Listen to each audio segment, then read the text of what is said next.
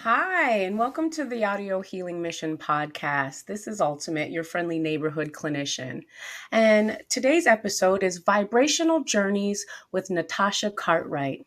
We are delighted to welcome Natasha Cartwright today. She is a holistic healer with a diverse practice in mindful meditation, yoga, tarot reading, herb and crystal healing. Natasha empowers those on their healing journey through spirituality and the intentional use of natural elements. Welcome, Natasha.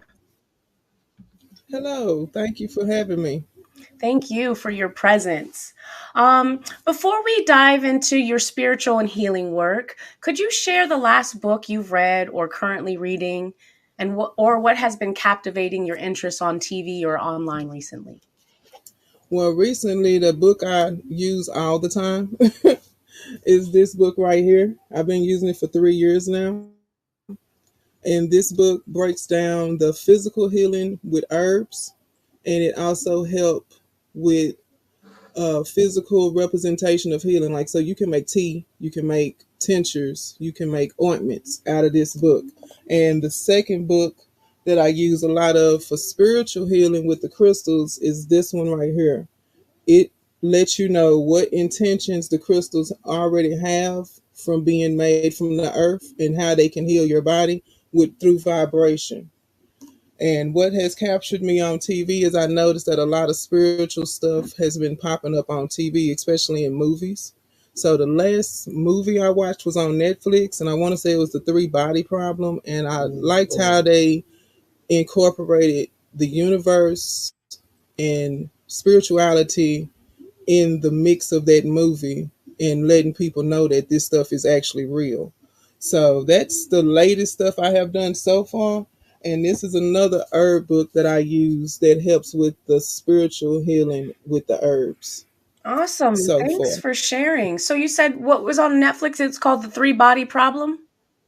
Yes, that's the last. I don't think it was a movie. I think it was like a TV show, like a series. I think it Okay. had maybe 12 episodes, but it was pretty nice. Like I got into it. I got involved. Awesome. Oh, it's always great when you can get involved, right? And so Yeah. it's really great when like mainstream media starts to talk about things that we are aware of or isn't very mainstream and opening people's eyes, which is what we're doing today. Yes, yes. Thank you. So, Natasha, please take us through your journey, your personal journey into holistic healing. What guided you towards mindful meditation, yoga, and particularly the use of crystals and herbs? What started my journey? I'm not going to make it too long. I was diagnosed with PCOS, adenomyosis, fibroids, and my ovaries, uterus, and colon were twisted up like this and pinned to my spine Mm. at one point in my life. And I went through several doctors, did several medical treatments that made it worse. They put me on a shot called Depo-Provera, Mm-hmm. which caused me to have suicidal moments. I was on that shot. It was giving me a shot. You're supposed to get it every 3 months, but they gave it to me every month.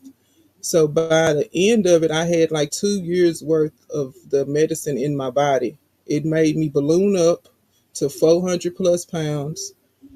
It made my mind messed up where I just thought I was worthless and wanted to kill myself.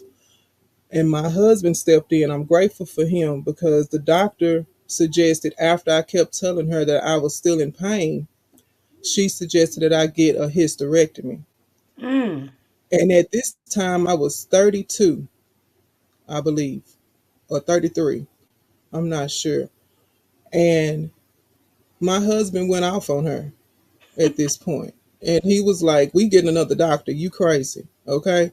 So we went to the other doctor, found out that it wasn't as bad as she made it be. She was basically medically poisoning me. Well, So we then don't get when the best treatment and as black women in the medical field. So I am so just grateful for your husband for even advocating for you because yes, we need that. We yes, need that. yes, yes. So after that, my mother, we moved out of Texas and moved to Colorado, and I started some of my journey there with the medical marijuana for the pain, right? And that helped. I lost 100 pounds. I was able to move. Then we moved from there and moved to Pennsylvania, and my mother found this book online. And she was like, we need to start foraging. We need to start eating from the earth. Mm-hmm. So we started eating from the earth. First thing we ate was dandelions. Okay. Mhm. Yeah.